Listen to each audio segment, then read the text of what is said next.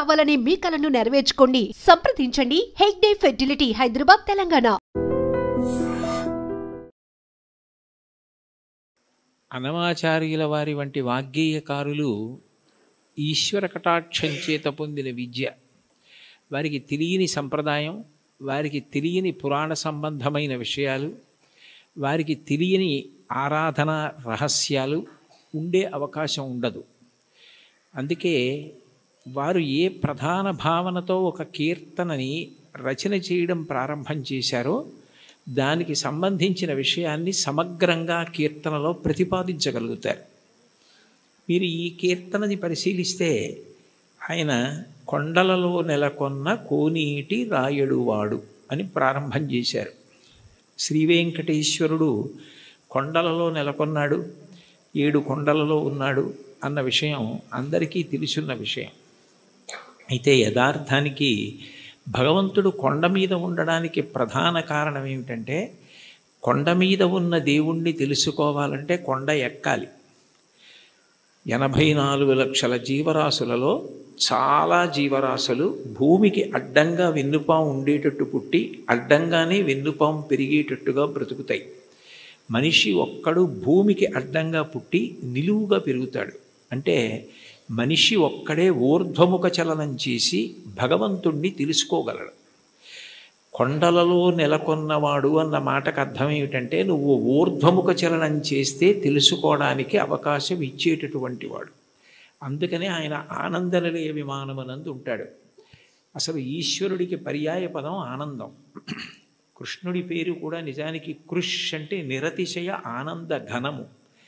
అటువంటి ఆనంద స్వరూపమైన భగవంతుడు నీకు అనుభవంలోకి రావాలి అంటే నువ్వు ఊర్ధ్వముఖ చలనం చెయ్యాలి. ఆయన కోనీటి రాయడు. సర్వసాధారణంగా నదుల యొక్క తీరాలలో ఈశ్వర దేవాలయాలు ప్రతిష్ఠితమవుతూ ఉంటాయి. అక్కడ స్వయంభూగా వ్యక్తమవుతూ ఉంటాడు. కానీ వెంకటేశ్వరుడు మాత్రం స్వామి పుష్కరిణికి ఎనలేని ప్రాధాన్యతనిచ్చి దాని పేరే స్వామి పుష్కరిణి అయింది. శ్రీ వెంకటేశ్వర సుప్రభాతానికి సంబంధించి మనం ఇచ్చే మంగళహారతి శ్లోకాల్లో కూడా శ్రీవైకుంఠ విరక్తాయ స్వామి పుష్కరిణీ తటే రమయా రమమాణాయ వెంకటేశాయ మంగళం అంటాం. వైకుంఠమునందు విరక్తి చెంది స్వామి పుష్కరిణి తటమునందు నివసించుచున్నవాడా అని పిలుస్తారు. దీనికి సంబంధించి బ్రహ్మపురాణంలో ఒక విశేషం కనపడుతుంది. సరస్వతీ నది ఒకప్పుడు గంగానది కన్నా తాను గొప్పది కావాలి అని భగవంతుడిని ఉద్దేశించి తపస్సు చేసింది. మనకి శాస్త్రములను పరిశీలిస్తే దేనికైనా పరిష్కారం, ఏది సాధించాలన్నా దానికి సాధనము తపస్సు. అసలు ఈ సృష్టి ప్రారంభంలో భగవంతుడు వాడిన మొట్టమొదటి మాట తపస్సు అంత గొప్పది. అందుకని గంగానది కన్నా తాను గొప్పది కావాలని సరస్వతీ నది తపస్సు చేయడం మొదలుపెట్టింది. పులశ్చ బ్రహ్మ అక్కడికి వచ్చారు. పులశ్చ బ్రహ్మ వచ్చినప్పుడు సరస్వతీ నదికి అధిష్టాన దేవత ఉంటుంది. ఆవిడికే కాదు, ప్రతి నదికి అధిష్టాన దేవత ఉంటుంది. ఆ అధిష్టాన దేవత అనుగ్రహించినప్పుడు ఒక రూపంతో ప్రత్యక్షమై కనపడుతుంది. అందుకే భాగవతంలో పరీక్షిత్ ప్రాయోపవేశం చేసినప్పుడు అమ్మా అని పిలిచిన నరు పొమ్మ అని ముక్తికడకు బుత్తువట, కృపన్ లెమ్మా నీ రూపముతో రమ్మా నాకెదురంగ గంగ రమ్యతరంగా అంటాడు. కాశీఖండంలో శ్రీనాథుడు కూడా గంగ అధిష్టాన దేవత ప్రాణోత్క్రమణమవుతున్న వాళ్ళని వచ్చి ఎలా అనుగ్రహిస్తుందో చెప్తాడు. ప్రత్యక్షమై వచ్చి భాగీరథి గంగ మృదులహస్తము సాచి మీను నివురు అంటాడు. అటువంటి సరస్వతీ నదికి కూడా అధిష్టాన దేవత ఉంటుంది. ఆవిడ తపమాచరిస్తోంది గంగ కన్నా గొప్పది కావాలి అని. గంగానదికి ఒక ప్రాముఖ్యత ఉంది. ఆవిడ ఒక్కతే త్రిపథగా అంటే 3 లోకముల యందు ప్రవహిస్తుంది. ఆమె స్వర్గలోకంలో ప్రవహిస్తే మందాకిని, భూమి యందు ప్రవహిస్తే భాగీరథి, పాతాళమునందు ప్రవహిస్తే భోగవతి. 3 లోకముల యందు ప్రవహించేది త్రిమూర్తుల యొక్క స్పర్శ కలిగినది గంగానది ఒక్కటే. బ్రహ్మకమండలంలో ఆయన నిత్య వ్యాపారము చేసుకోవడానికి అంటే నిత్యకర్మ చేయడానికి ఉపయుక్తమవుతుంది. ఆదావాది పితామహస్య నియమ వ్యాపార పాత్రీ జలం అంటారు శంకరాచార్యులు వారు గంగాష్టకం చేస్తూ. ఆ తర్వాత బలిచక్రవర్తి వామనమూర్తికి 3 అడుగుల నేల దానం చేసినప్పుడు ఆ వామనమూర్తి భూమిని కొలిచి ఆకాశాన్నంతటినీ కొలిచేస్తూ పెరిగిపోయాడు. ఇంతంతై వటుడింతయై మరియు తానింతై అభోవీధిపై అంతైతో యదమండలగ్రమణ కల్లంతై ప్రభారాశిపై అంతై చంద్రునకంతయై ధ్రువినిపై అంతై మహర్వాటిపై అంతై సత్యపథోన్నతుండకుచు బ్రహ్మాండాంత సంవర్ధియ్యి అని. అలా పెరిగిపోతున్నప్పుడు ఆయన పాదం వస్తోంది. చూడండి, మీ పాదం మా ఇంట్లో పెట్టండి అంటారు. మీ పాదం మా ఇంట్లో పెట్టండి అంటే వాళ్ళ ఇంట్లో కూర్చుని పాదం జాపి వాళ్ళ ఇంట్లో పెడతాడా? కాదు. మీ పాదం మా ఇంట్లో పెట్టండి అంటే మీరు మా ఇంటికి రండి అని. విష్ణుపాదం వస్తోంది అంటే విష్ణు వస్తున్నారని. విష్ణువెవరు? బ్రహ్మగారికి తండ్రి.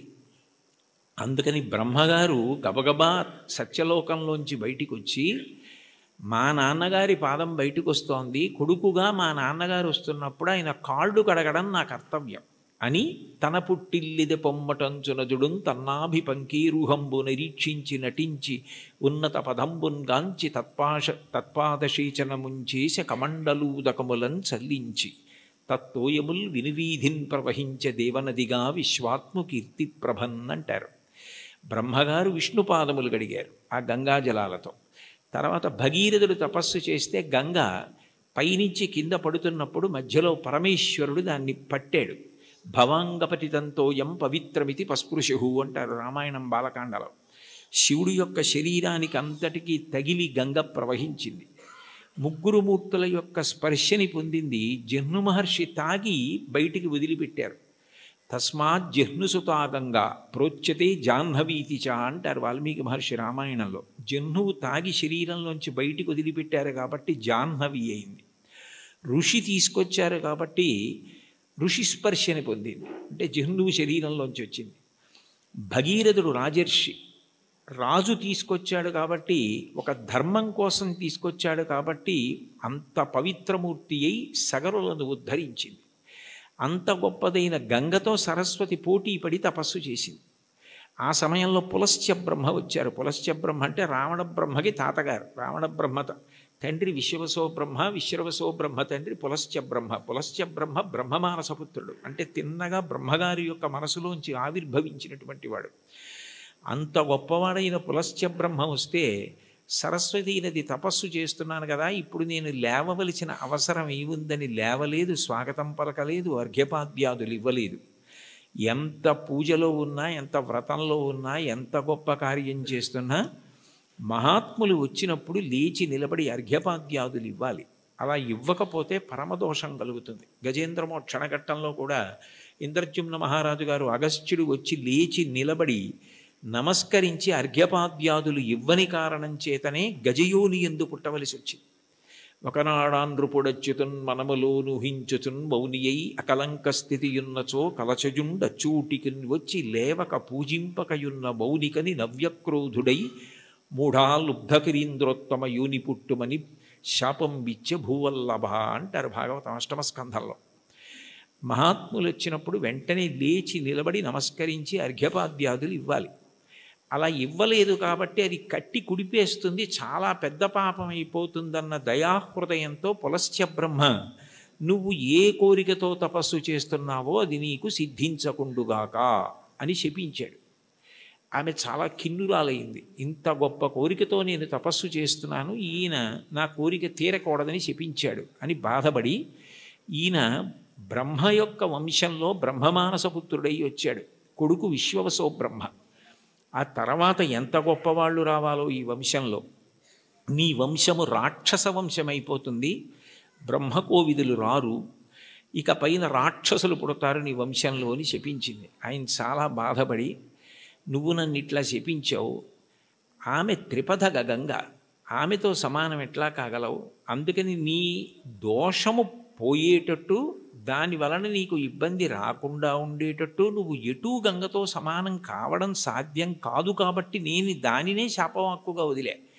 కానీ నువ్వు నా పట్ల చాలా క్రౌర్యంతో ప్రవర్తించి నా వంశమే రాక్షస వంశం అవ్వాలని శపించావు, శాపావకాశం ఇమ్మన్నాడు.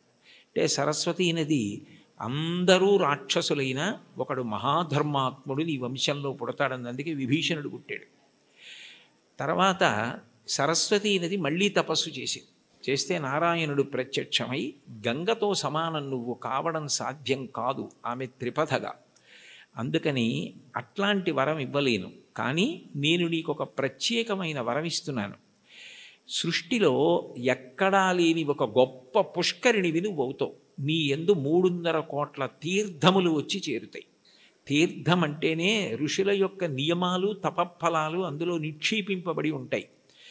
అటువంటి 3.5 కోట్ల తీర్థములు నీ యందు ప్రవేశిస్తాయి. కలియుగంలో నేను శ్రీవేంకటేశ్వరుడు అన్న పేరుతో అవతరించినప్పుడు నీ పుష్కరిణి సమీపంలో అవతరిస్తాను. అవతరించినప్పుడు ఎందరో వచ్చి నీ యందు స్నానం చేసి కృతార్థులవుతారు.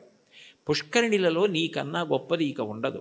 నువ్వే గొప్పదానివి అవుతావు. నీకంత గొప్ప వరం ఇస్తున్నానని వరం ఇచ్చాడు. అందుకని సరస్వతి నది పుష్కరిణిగా వచ్చింది. స్వామి పుష్కరిణిగా వస్తే శ్రీ వెంకటేశ్వరుడు సాక్షాత్ శ్రీమన్నారాయణుడు వెంకటేశ్వరుడిగా అవతరించాడు. కొండలలో నెలకొన్న కోనేటి రాయడు వాడు అంటే ఎప్పుడో తానిచ్చిన వరాన్ని నిజం చేయడానికి సరస్వతీ నదిని పుష్కరిణి చేసి ఆ పుష్కరిణి ఒడ్డున వెలిసినటువంటి దయామూర్తి. అందుకే స్వామి పుష్కరిణి స్నానం సద్గురోహో పాదసేవనం ఏకాదశి వ్రతం చాపి త్రయం అత్యంత దుర్లభం అంటారు. స్వామి పుష్కరిణి స్నానం అంత గొప్పది. అటువంటి పుష్కరిణి పక్కన వెలిసినవాడు కాబట్టి కొండలలో నెలకొన్న కోనీటి రాయడువాడు, కొండలంత వరములు కుప్పెడువాడు. ఆయన ఎప్పుడెప్పుడు అవతారం తీసుకున్న ధర్మ సంస్థాపన ప్రధానమైనటువంటి లక్షణం. యదా యదా హి ధర్మస్య గ్లానిర్భవతి భారత అభ్యుత్థానమధర్మస్య తదాత్మానం సృజామ్యహం. ఆ ధర్మరక్షణ కొరకు విశేషమైన రాక్షస సంహారం చేస్తాడు. కృష్ణ భగవానుడు కూడా కన్నులు తెరవని కడుచిన్ని పాపడై దానవి చనుబాలు త్రావి చంపే 3వ నెల నాడు ముద్దుల కుర్రడై కోపించి శకటంబు కూలత్రోసే ఏడాది కుర్రడై ఎగసి తృణావర్తు మెడపట్టుకొని చీరి బకునిచి చంపే అంటారు. అసలు కన్నులు తెరవడం మొదలు పెట్టనప్పటి నుంచి రాక్షస సంహారం చేశాడు కృష్ణుడు. రాముడు సరే సరి బండన భీముడు ఆత్మజన బాంధవుడుజ్వల బాణతోణ కోదండ కళాప్రచండ భుజతాండవ కీర్తికి రామమూర్తికిన్ 2వ సాటి దైవమికలీడనుచున్ గడకట్టి భీరి కాడాండ డడాండ డాండ నిడదంబుల జండము నిండ మత్త వేదండము నిక్కి చాటెదను దాశరథి కరుణాపయోనిధి అంటారు గోపరాజు గారు. 14,000 మంది రాక్షసుల్ని ఖరదూషణాదుల్ని రాముడొక్కడే చంపాడు. మిగిలిన అవతారాలకి రామావతారానికి తేడా ఎక్కడంటే సర్వసాధారణంగా ఎంత అందగాడైనా ఎంత పుంసాం మోహన రూపాయ పుణ్య శ్లోకాయ మంగళమైనా యుద్ధం చేసేటప్పుడు కాస్త కోపంగా ఉండి కళ్ళు ఎర్రపడతాయి. కానీ యుద్ధం చేస్తున్నప్పుడు రాముడు చాలా అందంగా ఉంటాడు. ఎప్పుడు బాణం తీస్తాడో, ఎప్పుడు సంధిస్తాడో, ఎప్పుడు విడిచిపెడతాడో తెలియదు. అందుకే మీరు రామాయణం జాగ్రత్తగా చదివితే అసలు ఎటువంటి రాముణ్ణి చూసి శూర్పణఖ మోహించిందంటే యుద్ధం చేస్తున్న రాముణ్ణి చూసి మోహించింది. అబ్బాయి ఎంత అందంగా యుద్ధం చేస్తున్నాడని. అంతటి అందగాడు రాముడు, అంతమందిని చంపినవాడు. కానీ శ్రీ వెంకటేశ్వరుడు రాక్షస సంహారం జోలికి వెళ్ళలేదు. నందక ఖడ్గం ఆయన దగ్గర ఉన్నా ఆయన క్షమాగుణంతో ప్రవర్తిస్తాడు. ఎన్ని తప్పులు చేసిన వారైనా ఆయన దగ్గర కైమోడ్చి నిలబెడితే క్షమించడమే ప్రధాన లక్షణంగా ఉండి పాపములకు ప్రాతినిధ్యంగా కేశఖండనం, కేశములను తీసి క్షమించి పంపిస్తాడు. అందుకే సృగ్భూషాంబరహీతీనాం సుషమావహమూర్తయే సర్వార్తిశమనాయాస్తు వెంకటేశాయ మంగళం దయామృత తరంగిణ్యాస్తరంగైరివ శీతలై అపాంగై సించతే విశ్వం వెంకటేశాయ మంగళం అంటారు. అంతటి దయామూర్తి. అటువంటి అవతారం ఇత పూర్వం రాలేదు. ఎన్ని పాపములున్నా సంహరించడం అన్నది చెయ్యడు. ఆ పాపరూపమైనట్టి ధనము కొండపైకి రప్పించి నిస్పృహుండనగుచు అంటాడు. తరిగొండ వెంగమాంబ గారు మహాతల్లి వెంకటాచల మహాత్మ్యము అని కావ్యం చేసింది. అందులో పాపాన్ని ద్రవ్యం మీదకి ఆవాహన చేసి తెప్పించి హుండీలో వేయించి క్షమాభిక్ష పెట్టి ఆ ద్రవ్యాన్ని నిస్పృహుడై సామాజిక కార్యక్రమాలకు ఇచ్చేస్తుంటాడు. అటువంటి వెంకటేశ్వరుడున్నాడే, ఆయన ఈ అవతారంలో వరములను కుప్పించడమే ప్రధాన లక్ష్యంగా కలిగినవాడు. నాకున్న పెద్ద భయం ఏమిటంటే నాకు ఇటువంటివి చెప్పేటప్పుడు ఏ పల్లవి దగ్గరో గంట అయిపోతుంది. అందుకని నాకు చాలా భయం. ఒరే ఇంకా వెనక 3 కీర్తనలు ఉన్నాయి, ఒళ్ళు దగ్గర పెట్టుకో, తగ్గించు తగ్గించు తగ్గించు అని నాకు నేను పరాకు చెప్పుకుని మాట్లాడుతూ ఉంటాను. కాబట్టి కొండలలో నెలకొన్న కోనేటి రాయడువాడు కొండలంత వరములు గుప్పెడువాడు. అయితే ఈ మాట అన్నప్పుడు అన్నమాచార్యుల వారు ఆయన యొక్క అనుగ్రహ వైభవాన్ని 3 రకాలుగా ప్రతిపాదన చేశారు. ఆయన భక్తుల్ని అనుగ్రహించడం అన్నది ఏదో తపస్సు చేస్తే నీకేం వరం కావాలి అని అడిగి వాళ్ళకి ఆ వరం ఇవ్వడం కాదు. అసలు అవతల వారు అడగనటువంటి వరాలు, అవతల వారి యొక్క భక్తిని బట్టి ఎంత వశపడిపోతాడు అన్నదానికి పరమాద్భుతమైనటువంటి ఉదాహరణలు కొన్ని చెప్పారు. అందులో మొదటి చరణంలో కురువరతి నంబి, అంతే కదమ్మా, కుండలు చేసిన ఎట్టి కొండలు. ఇందులో మొట్టమొదట ఈ అక్కర్ల నాకు ఉదాహరణ చెప్తే చాలు. కుండలు చేసేటటువంటి కుమ్మరిదాసుడైన కురవరతి నంబి, కుండలు చేసేటటువంటి ఒక కుమ్మరి వృత్తిలో ఉన్నటువంటి వ్యక్తిని ఆయన ఎంత అనుగ్రహించారన్నది ఉదాహరణగా చెప్తున్నారు. తొండమాన్ చక్రవర్తి వెంకటేశ్వరుడికి ఆనందనిలయ విమాన నిర్మాణం చేసిన తర్వాత ప్రతిరోజు బంగారు తులసీ దళాలతో పూజ చేసేవాడు. అసలు వెంకటేశ్వర స్వామి లోకంలో ఆవిర్భవించినప్పుడు మొట్టమొదట చెప్పిన మాట, ఏకేన తులసి మాత్ర దళీనాపి నరోత్తమ పూజయేద్ భక్తిభావైన తంరక్షామితి మత్పణః. నాకు భక్తితో ఒక్క తులసి దళం ఇస్తే చాలు, అన్యథా నేను ఇంకేం కోరను. నేను కోరుకునేది నేను చెప్పినట్టు బ్రతకడం. ధర్మం అన్న మాటకు అర్థం ఏమిటంటే ఆయన చెప్పినట్టు బ్రతకడమే ధర్మం. దానికి ఫలితం ఏమిటంటే ఆయన సంతోషిస్తాడు. ఆయన సంతోషం కన్నా నాకు ఇంకేం అక్కర్లేదు. ఆయన సంతోషం కోసం నేను ధార్మికంగా బ్రతికితే నాకు చాలు అన్నవాడెవరో వాడు ధర్మాత్ముడు. అటువంటి ధార్మిక జీవనము ఎవరి ఎందున్నదో వారు ఆయన దగ్గరికి వచ్చారా, ఆయన కోరారా, ఇవన్నీ ఆయన చూడటం.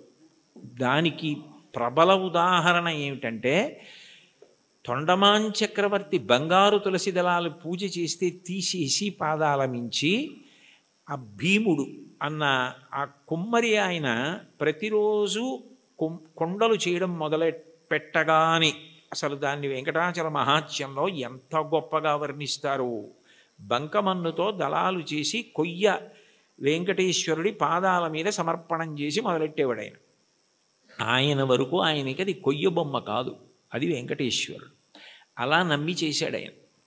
రోజు ఆ దళాలు ఉండేవి, మట్టి దళాలు, బంగారు దళాలు పక్కకు పోయేవి. తొండమాన్ చక్రవర్తి చూసి చాలా ఆశ్చర్యపోయాడు, ఇదేమిటి నేను బంగారు దళాలతో చేస్తే మట్టి దళాలు ఉంటాయి ఏమిటని. అప్పుడు వెంకటేశ్వరుడు మాట్లాడాడు, ఆయననే అడిగాడు. అడిగితే ఆయన అన్నాడు, ఇవన్నీ నాకు అక్కర్లేదు, ఈ పటాటోపం నాకెందుకు, ఆ బంగారం నేను సృష్టించింది, నేను ఇవ్వనిది నేను సృష్టించనిది ఎక్కడా ఉండదు. నాకు కావలసినది భక్తి, అది నిండుగా ఉన్నది భీముడి దగ్గర ఉంది. అందుకని నేను ఆయన మట్టితో చేసిన ఆ బంకమన్ను తులసి దళాలు తీసుకుంటూ ఉంటాను. ఆయన ఎక్కడ ఉంటాడు అంటే ఏదో కొంత దూరంలో ఉన్నాడంటే అక్కడికి వెళ్ళాడు తొండమాన్ చక్రవర్తి. ఆయన వెళ్ళేసరికి వెంకటేశ్వరుడు కూడా వచ్చాడు. ఆయన నాకేముంది నేనేం పెట్టగలను లేదు, తనకేముందో అది వెండి పళ్ళాలు బంగారు పళ్ళాల్లో పెట్టలేడు. కాబట్టి ఆయన చేస్తున్న కుండల్లో కొత్త కుండ పగలగొట్టి ఆ కుండ పెంకులో ఆయన తినే సంకటి పెట్టాడు. పరమప్రీతిగా తిన్నాడు వెంకటేశ్వరుడు. ఆయనకి ఏం కావాలి, ఆయనకి కావలసింది భక్తి. భక్తి కల్గు కూడు పట్టెడైనను చాలు, దళమైన పుష్పమైనను. చివరికి సలిలమైన బాయని భక్తిని కొలచిన జనులర్పించిన ఎలమిన్ రుచిరాన్నముగను ఏనుభుజింతున్నంటాడు కుచేలోపాఖ్యానంలో. భక్తితో పెట్టినది ఆయనకు కావాలి, అది ఆయన తిన్నాడు. తిని ఒక వరం ఇచ్చాడు. అసలు నిజానికి ఆ వరం ఆయన అడగలేదు భీముడు. ఆయన మీరు రండి నా దగ్గరికి అడగలేదు, ఆయనే వెళ్ళాడు. వెళ్ళి ఇక పైన నా అవతారం భూమి మీద ఉన్నంత కాలము కూడా నేను తీసుకునే మహానైవేద్యం కుండ పెంకులో ఉంటుంది. అందుకని ఓడు ప్రసాదం అని ఇప్పటికీ కూడా ఆనందనిలయ విమానం లోపల కొత్త కుండ పెంకులోనే ఆయనకి నైవేద్యం అవుతుంది అని అంటారు. అంటే అడగకుండానే అంత గొప్ప వరాన్నిచ్చి భీముణ్ణి భార్యని కూడా దివ్యమైన విమానం ఎక్కించి వైకుంఠానికి తీసుకెళ్ళాడు. బ్రహ్మాదులకు ఆయన మాట తప్ప ఆయన రూపు అసలు దర్శనం అవ్వదంటారు. అలాంటి వాళ్ళని తీసుకెళ్ళాడు. అంటే ఊహించని వరం.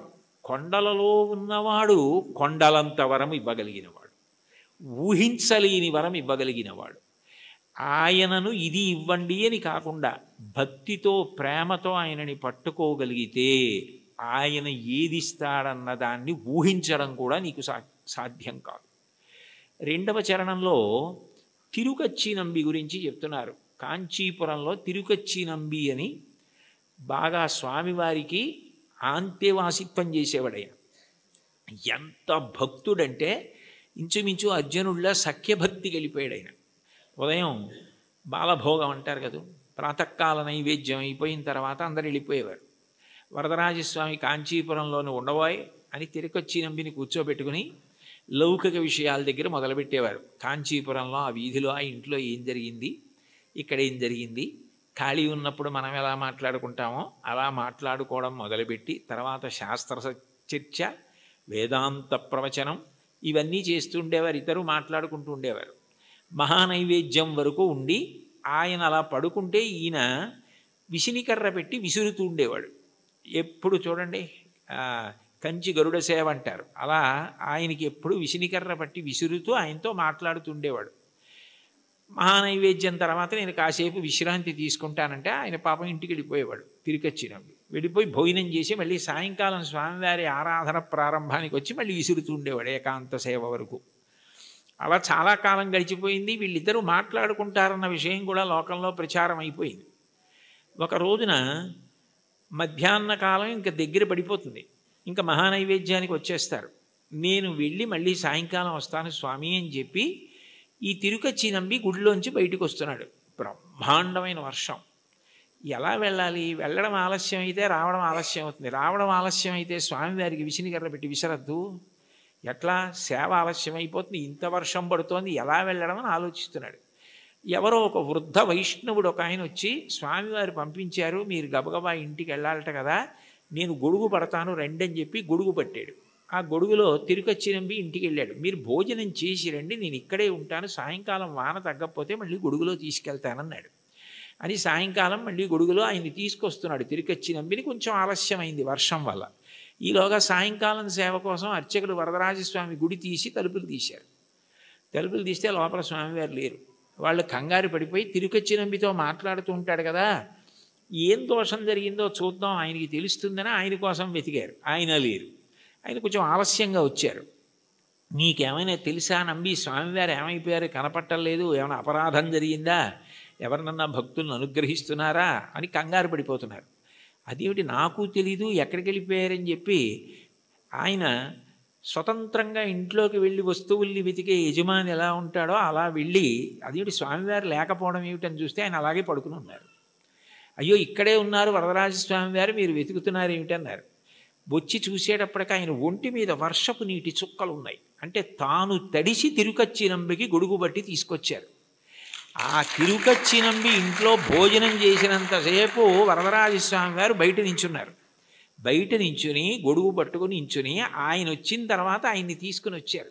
అంటే ఒక భక్తుడి కోసం భగవంతుడు ఎంత కిందకొస్తాడు అవన్నీ అడిగారా తిరుకచ్చినంబి? అడగలేదు. అడగకపోయినా అంత కిందకొచ్చి తర్వాత భాగవతులతో కలిసి ఎలా ఉండాలో చెప్పి చిట్ట చివరికి మోక్షం ఇచ్చారు. ఆ తిరుకచ్చినంబిని అనుగ్రహించినటువంటి వరదరాజు వెంకటేశ్వరుడి కన్నా భిన్నుడు కాడు, ఒకటే. అదే అనేక కీర్తనల్లో ప్రతిపాదిస్తారు ఆ రాముడే వెంకటేశ్వరుడు అని. అటువంటి తిరుకచ్చినంబిని ఊహకందని రీతిలో అనుగ్రహించవే. ఎవరైనా వరం అడిగితే ఏం అడుగుతాడు? ఏదో జ్ఞానం ఇమ్మంటాడు, లేకపోతే భక్తి ఇమ్మంటాడు, డబ్బు ఇమ్మంటాడు, ఏదో వృద్ధిని అడుగుతాడు. వాళ్ళు అసలు ఏమీ అడగలేదు. వాళ్ళ ఊహకి కూడా అందనివి నువ్వు చేసి పెట్టావు. వాళ్ళకి చరిత్రలో వాళ్ళు నిలబడిపోవడానికి కారణం నీ అనుగ్రహమా, వాళ్ళు అడగడమా? అంటే నీ అనుగ్రహం. అంత అనుగ్రహం దేనికి చేశావు? విసినికర్ర పెట్టి విసిరితే చేశాడు అనగలరా మీరు? కాదు. ఆ ప్రేమ, అంత ప్రేమ. ఆ ప్రేమ చివరికి ఏమైపోయిందంటే లౌకిక సంభాషణ నుంచి శాస్త్ర చర్చ వరకు వెళ్ళి తిరుకచ్చినంబి ఇంటికి గొడుగులో తీసుకెళ్ళి గొడుగట్టు వీధిలో నించుని మళ్ళీ తీసుకొచ్చి వర్షం తాను మీద పడేటట్టు చేసుకున్న ఇంతగా లొంగిపోయి దిగొచ్చి అనుగ్రహించినటువంటి ఓ స్వామి, నీ దయకి హద్దు ఎక్కడుంది? అంటే వెంకటేశ్వరుడు అనుగ్రహించే తీరు అట్లా ఉంటుంది. మామూలుగా ఏదో కొడుకునిచ్చాడు, కూతురునిచ్చాడు, పెళ్లి చేయించాడు, ఉద్యోగం ఇచ్చాడు, ఇవి కాదు. కొండలంత వరములు ఇచ్చేటటువంటి వాడు. అది చెప్పడానికి ఎంతంత గొప్ప ఉదాహరణలు తీసుకున్నారు. అంత దిగొచ్చినటువంటి ఉదాహరణ ఇంకొకటి చెప్పారు. అందులో ఇప్పటికీ కూడా మీరు వెంకటేశ్వర స్వామి వారు ఊరిరిగింపుగా వెళుతూ ఉంటారు ప్రదక్షిణ వీధుల్లో. ఆ వెళ్తున్నప్పుడు ఆ స్వామివారికి ఊంజల్ సేవ జరిగిన ప్రాంతం నుంచి తిన్నగా వెళ్ళిపోయినప్పుడు మలుపు తిరుగుతారు. అది వరాహస్వామి గుడి వైపుకి. ఆ మూల చూస్తే ఎడం పక్కకి వెడితే ఇప్పటికీ కూడా అనంతాళ్వార్ చెరువు అని ఉంటుంది. అనంతాళ్వార్ ట్యాంక్, ఏటీసీ కాటేజెస్ అంటారు. అంటే అనంతాళ్వార్ ట్యాంక్ కాటేజెస్ యథార్థానికి అవి. ఆయన ఒకప్పుడు వెంకటేశ్వర స్వామి వారికి పుష్పకైంకర్యం చెయ్యాలి, తగినన్ని పూలు లేవు కొండ మీదని భార్యతో వచ్చి చెరువు తవ్వుతున్నారు. నీరు ఉంటే కదా మొక్కలు పెంచడం అని. ఆ చెరువు తవ్వుతుంటే భార్య గర్భిణి. ఆమె నెల నెలకి నిండు గర్భిణి అయి పాపం ఈయన తవ్వుతుంటే ఆ మట్టి అట్టుకుని పట్టుకెళ్ళి దూరంగా పోసి మళ్ళీ తట్ట తెస్తుంటే చూడలేక వెంకటేశ్వర స్వామి ఓ 12 ఏళ్ల పిల్లాడి రూపంలో వచ్చి, అమ్మ నేను పట్టుకెడతానులేండి మట్టి తట్ట, మీరు నించోండని గబగబా పట్టుకెళ్ళి మట్టి పోసేసి మళ్ళీ ఖాళీ తట్ట అట్టుకొచ్చేస్తున్నారు. ఏమిటి నిండు గర్భిణి, నేను మట్టి తవ్వే లోపల తట్ట పట్టుకెళ్ళి ఎక్కడో మట్టి పోసేసి మళ్ళీ మట్టి తట్ట పట్టుకొచ్చేస్తోంది అని ఆయన ఆశ్చర్యపోయి తలెత్తి భార్యని అడిగారు, ఇంత తొందరగా ఎలా తీసుకెడుతున్నావు అన్నారు. నేను కాదు, ఇదిగో ఈ పిల్లాడు మీరు ఇంతకు ముందు ఒకసారి వచ్చి సేవ చేస్తానంటే వద్దు, మా గురువుగారి మాట నేనే చేసుకోవాలి, మా ఆవిడ చేసుకోవాలన్నారు. కానీ అమ్మ నువ్వు నిండు గర్భిణివి కదా, చేసి పెడతానంటే కాదనలేక చేయమన్నాను, ఆ పిల్లాడు మోస్తున్నాడు మట్టి తట్ట అంది ఆవిడ. అమ్మ ధూర్తుడా, వద్దురా, ఇది మా గురువుగారు చెప్పారు, నేను మా ఆవిడ చేయవలసిన సేవ అంటే ఇప్పుడు మళ్ళీ మా ఆవిడ్ని పట్టుకుని జాగ్రత్తగా నువ్వు మోహేస్తున్నావా మట్టి, నీ పని చెప్తానని చేతిలో ఉన్న గుణపం పట్టుకుని వెంకటేశ్వరుణ్ణి కొట్టడానికి పరిగెత్తారు. ఆయన గుడి చుట్టూ పరిగెత్తారు ఇప్పుడున్న ప్రదక్షిణ వీధుల్లో. వెనక అనంతాచార్యులు వారు పరిగెత్తారు. ఆయన ఆనందనిలయం విమానంలో దూరిపోతున్నాడు. దూరిపోతుంటే కోపం వచ్చి పిల్లాడు పారిపోతున్నాడని గుణపం విసిరారు. ఆ గుణపం వెళ్ళి గడ్డానికి కొట్టుకుంది. ఆ గడ్డం బద్దలై నెత్తురు కారింది. ఈయన సరే పిల్లాడు పారిపోయాడు, దొరకపోతాడా అని వెళ్ళిపోయారు. సాయంకాలం సంధ్యావందనం చేసుకుని గుళ్ళోకి వెళ్ళేటప్పటికీ స్వామివారి గడ్డంలోంచి రక్తం కారుతోంది. అందరూ కంగారు పడిపోతున్నారు. అప్పుడు వెంకటేశ్వర స్వామి వారు, నా ప్రియభక్తుడు నాకు పుష్పవాటిక నిర్మించాలని భార్యతో కలిసి చెరువు తవ్వుతుంటే ఉపకారం చేయడానికి వెడితే నా మీద గుణపం విసిరాడు. ఈ గుర్తుగా ఎప్పటికీ నేను ఇక్కడ ఈ మచ్చ ఇలాగే ఉంచుకుని దాని మీద పచ్చకర్పూరం అద్దుకుంటాను అని ఇప్పటికీ వెంకటేశ్వరుడి గడ్డం మీద పచ్చకర్పూరపు మచ్చ. మనం ఇప్పటికీ వెంకటేశ్వర స్వామి వారి దర్శనానికి శంఖనిధి పద్మనిధి నీళ్లు పడుతుంటాయి. అక్కడ కాళ్ళు కడుక్కొని పెద్ద గడప దాటి కుడి చేతి వైపు గోడ మీద చూడగానే ఓ గుణపం వేలాడుతుంటుంది. గడ్డపార అని ఉంటుంది తెలుగులో, అనేక భాషల్లో రాసి ఉంటుంది. ఆ గుణపమే అనంతాచార్యులు వారు విసిరారు. ఆ తర్వాత ఆయనతో ఎన్నో లీలలు చేశారు. ఇప్పుడు అవన్నీ ఎందుకు కాబట్టి ఆఖరికి భక్తుడి చేతిలో దెబ్బతిని రక్తం కారి అంతటి మహానుభావుడు దాన్ని పచ్చకర్పూరం అద్దుకుని, ఏమో చూసిన వాళ్ళందరూ ఆ పచ్చకర్పూరం ఏమిటి, ఆ మత్స ఏమిటి అని అడిగితే పెద్దవాళ్ళందరూ పిల్లలకి ఈ కథ చెప్తుంటే నీ పేరు వినపడితే నేను మురిసిపోతానోయ్ అని చెప్పి కొట్టిన దెబ్బని మచ్చగా ఉంచుకొని పచ్చకర్పూరం పెట్టుకున్నావే, నీ దయకి హద్దుందా? బతిమాలి బతిమాలి మట్టి మోసి గుణపం దెబ్బ తిని దాన్నేమో ఒక పెద్ద గుర్తుగా ఉంచుకున్నావా? ఎంత ప్రేమైకమూర్తివయా! ఆఖరికి ఇప్పటికీ ఆయన బొగడ చెట్టు రూపంలో ఉంటారంటారు. నేను వెళ్ళినప్పుడు అప్పుడప్పుడు వెడుతూ ఉంటాను. వాళ్ళు పాపం వాళ్ళ వారసులు ఉన్నారు, ఎంతో ప్రేమగా పిలిచి నన్ను మాట్లాడుతూ ఉంటారు. కాబట్టి అనంతాచార్యుల వారిని అంత గొప్పగా అనుగ్రహించినటువంటి వాడివే నువ్వు. నీ దయకి హద్దు ఎక్కడుంది? అడిగితే వరం ఇవ్వడం కాదు, అడగకుండా కొండలంత వరాలు ఇచ్చేసావే. ఇప్పటికీ స్వామివారు ప్రత్యేకంగా అక్కడికి వెడతారు. అనంతాచార్యుల వారు ఎక్కడ చెరువు తవ్వారో, ఎక్కడ చెట్టు ఉందో అక్కడికి వెళ్ళి ఆయనకి హారతి ఇచ్చింది అనంతాచార్యుల వారికి ఆ బొగడ చెట్టుకి ఇస్తారు. ఇప్పటికీ సంవత్సరంలో ఒక రోజు ఉత్సవం జరుగుతుంది. అనంతాచార్యుల వారు గుణపం విసిరిన రోజున అంత వేగంగా ఆనందనిలయ విమానం చుట్టూ పరిగెత్తినట్టే వెళ్ళిపోయి పల్లకి లోపలికి వెళ్ళిపోతుంది. అంటే భక్తుడు కొట్టిన రోజుని ఉత్సవంగా చేసుకుని ఇప్పటికీ ఆనందనిలయం చుట్టూ అలా పరిగెడుతున్నావా? ఏమిటయా నీ దయ, అంతుందా దానికి? ఇంతటి దయామూర్తివా, అంతటి వాడివి నీ గోటి కాంతి చూడడం సాధ్యం కాదు. అక్రూరుడు అంటాడు భాగవతంలో, శూరులు తొల్లియే విభుని శోభిత పాద నక ప్రభావళించేరి భవాంధకారముల చిక్కక ఉందురు వట్టి దేవునిన్ వైరముతోడనైన పిలువన్నను పంపి శుభంబు చేసే నిష్కారణమైన ప్రేమ ఇది కంసుని పోలు సకుండు కల్గుని అంటాడు. ఆయన కాలి గోటికి ఉన్న కాంతిని చూడడం సాధ్యం కాదు, తపస్సు చేసి యుగాలు చేసిన అటువంటి వాడు కలియుగంలో ఆపాదమస్తకం చూడ్డానికి వీలుగా నకృతం దైవసంఘైశ్చ నకృతం విశ్వకర్మణా స్వేచ్ఛయా క్రీడతే తత్ర ఇచ్ఛారూపం విరాజిత అంటారు వ్యాసుల వారు. తనంత తాను ఒక రూపాన్ని పట్టి అలా నిలబడ్డాడది రాతి విగ్రహం కాదు, సాక్షాత్ శ్రీమన్నారాయణుడు. ఇన్ని వరాలు ఇస్తున్నావా, ఇన్ని పాపాలు చేసిన మాకు దర్శనం ఇస్తున్నావా, ఇవ్వడం కాకుండా నీ దగ్గరికి వచ్చి ఏమడిగితే అది ఇస్తున్నావా, ఏమీ అడగకుండా నీ ఎందు ప్రేమ పెంచుకున్న వాడికి నువ్వేమిస్తావో చెప్పడం ఎవరికి సాధ్యమయ్యా? కొండలలో ఉన్నవాడివి కొండలంత వరాలు ఇస్తున్నావు. ఒక సాధకుడు, ఒక సేవకుడు, సేవ అన్న మాటకు అర్థం ఏమిటంటే ఏదో కాసేపు ఆయనకి ధూపం వేయడము, ఆయనకి దీపం చూపించడము అని కాదు దాని అర్థం. ఎప్పుడైనా శ్రీకాంతు భజించు సేవకులకు, భజించు అన్న మాటకు అర్థం మనస్సుతో ఒక సంగమును పొంది ఉండడం. భజించడం అంటే ఆయన్ని పొగుడుతూ ఉండడం, స్మరిస్తూ ఉండడం. ఏది చేస్తున్నా కూడా భగవంతుడే స్మరణలోకి వస్తాడు. ఏది చేస్తున్నా భగవంతుడు స్మరణలోకి వస్తే రెండు ప్రయోజనములు సిద్ధిస్తాయి. ఒకటి, మీరు ధర్మమును విడిచిపెట్టలేరు. రెండు, అధర్మమును ఆచరించలేరు. కారణం, శంకరాచార్యులు వారు సౌందర్యలహరి చేస్తూ ఒక శ్లోకం చెప్తారు.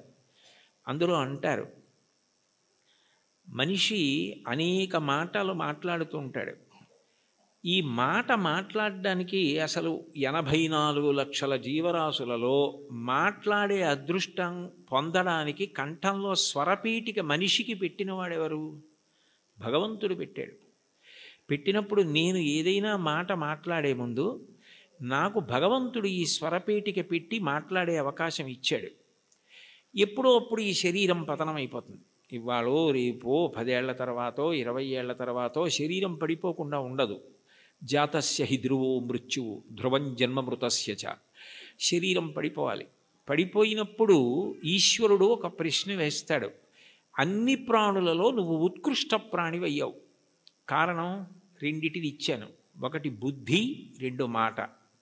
ఈ మాటని నువ్వు ఎంత బాగా ఉపయోగించావు అని అడుగుతాడు.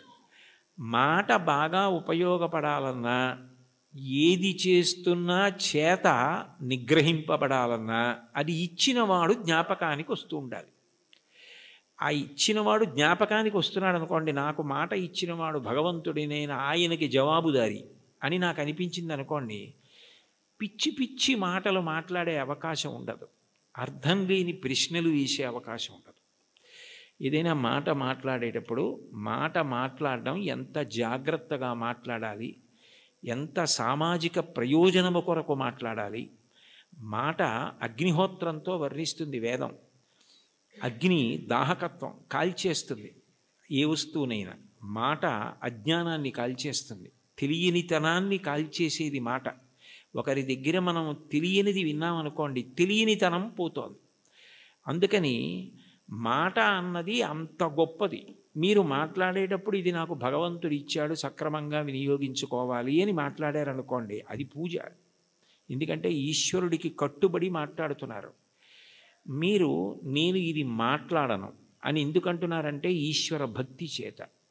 అప్పుడు మీరు ఏది చేస్తున్నా కూడా అది జపో జల్ప శిల్పం సకలమపి ముద్రా విరచన గతి ప్రాదక్షిణ్య క్రమణమశనా ద్యాహుతి విధి ప్రణామ సంవేశ సుఖమఖిలమాత్మార్పణ దృశా సపర్యాయ స్తవ భవతు ఎన్మే విలసితం అంటారు శంకరాచార్యులు వారు.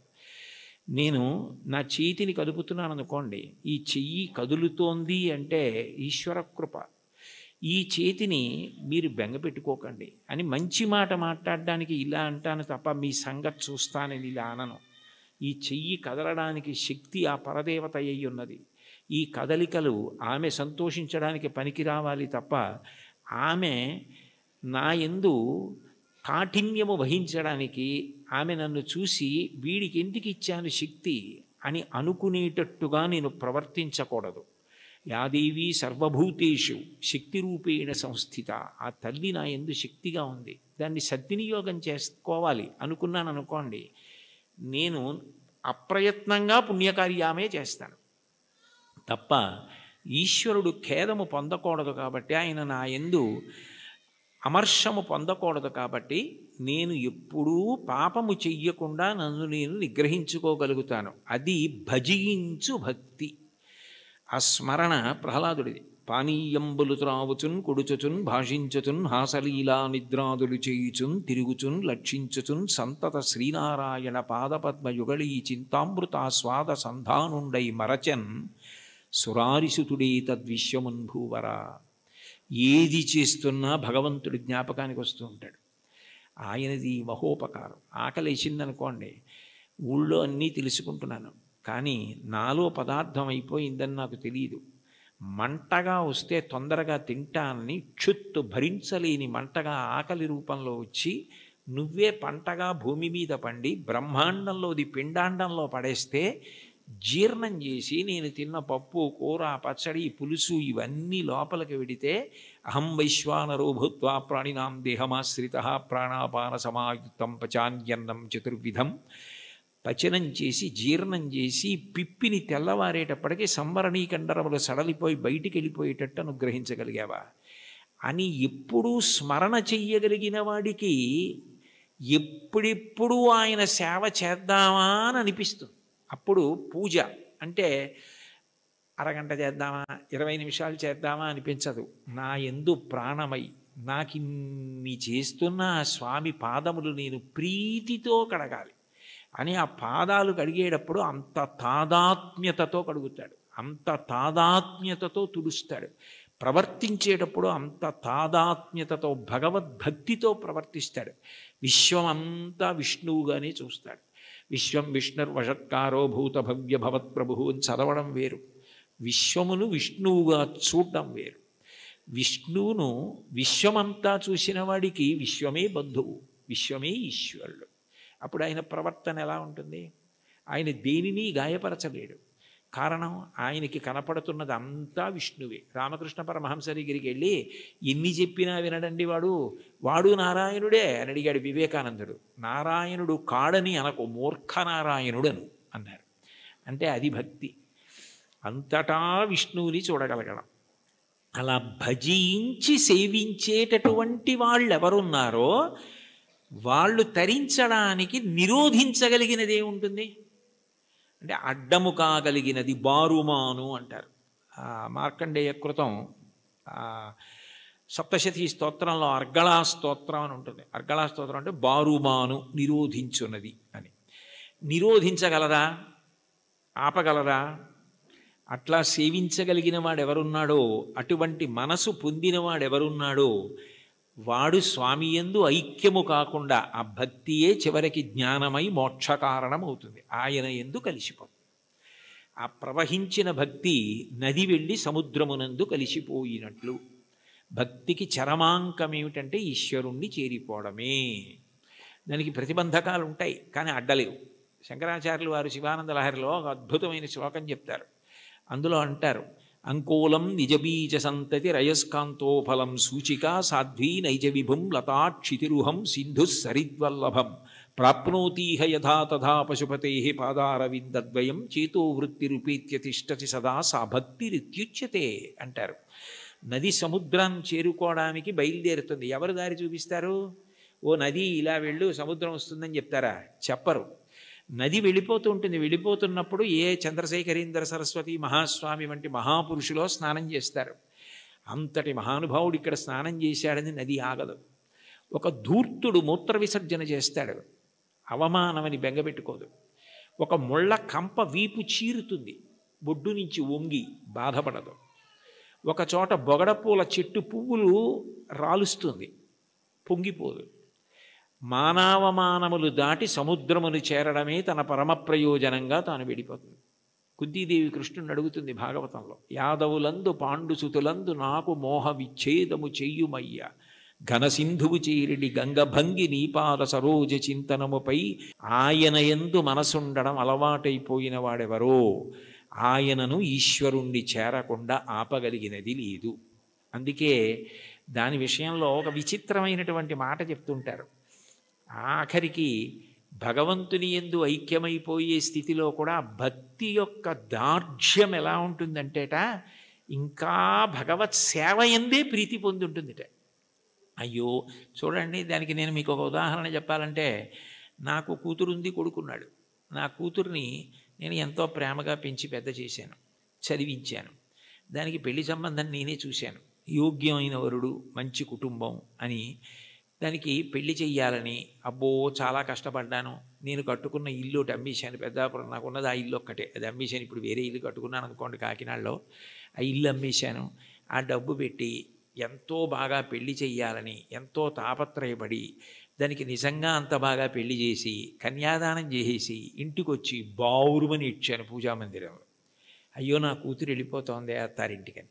నేనే కదా కూతురికి పెళ్లి సంబంధం చూసింది, నేనే కదా అవన్నీ చేసింది, మరి కూతురు వెళ్ళిపోతోందని ఏడుపు ఏమిటి అంటే, ఎంత నేననుకుని ఇచ్చేస్తున్నా కూతురు నా ఇంట్లోంచి వెళ్ళిపోతోందని ఏడిచినట్టు భగవంతుని యొక్క భక్తిట మోక్షాన్ని కూడా ఒక స్థితిలో అమ్మో ఆయన ఎందుకు కలిసిపోవడమేనా, ఆయన్ని సేవించడానికి ఇంక అవకాశం ఉంటుందా అంటుంది. భక్తి యొక్క దార్ఢ్యం అలా ఉంటుంది. దానికి సుప్రభాతంలో ఒక విచిత్రమైన శ్లోకం ఉంటుంది, నేను ఇప్పుడు చదువుతుంటాను. అందులో ఆ శ్లోకంలో ఒక మాట అంటారు.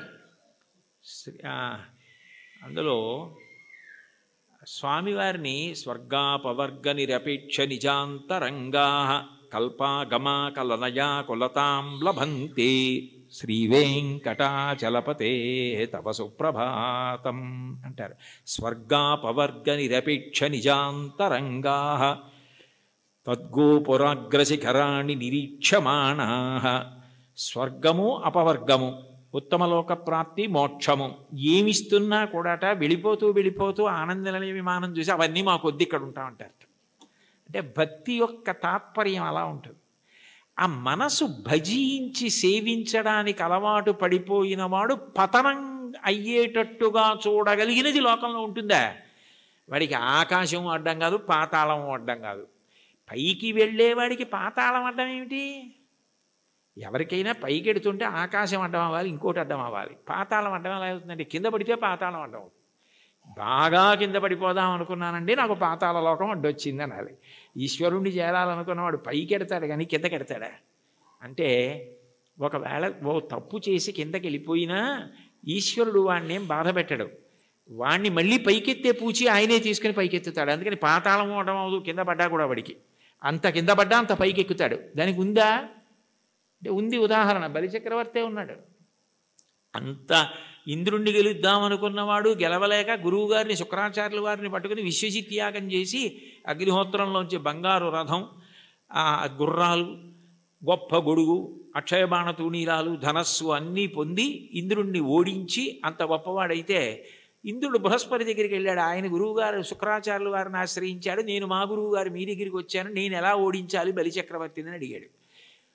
నేనా శుక్రుడా వదిలేయి, గురువుల అనుగ్రహం పొందిన వాణ్ణి పాడు చెయ్యగలిగిన వాడు ఉండడు. బలమునవానికి వృద్ధి వచ్చే గురువుగారి మాటల వల్ల వృద్ధిలోకి వచ్చాడు. వారి పాటింపకిక మీద వాడి చెడును. ఒకనాడు గురువుగారి మాట వినడవు, అప్పుడు పాడైపోతాడు. అప్పటి వరకు నువ్వు ఎదురు చూడంతే. గురువుగారి మాట వినకుండా ఎప్పుడు ఉంటాడో అప్పటి వరకు ఎదురు చూస్తూ ఉండన్నాడు. గురువుగారి మాట వినకుండా చేయగలిగిన వాడెవరు? ఆ తెలివితేటలు ఒక్క విష్ణువే.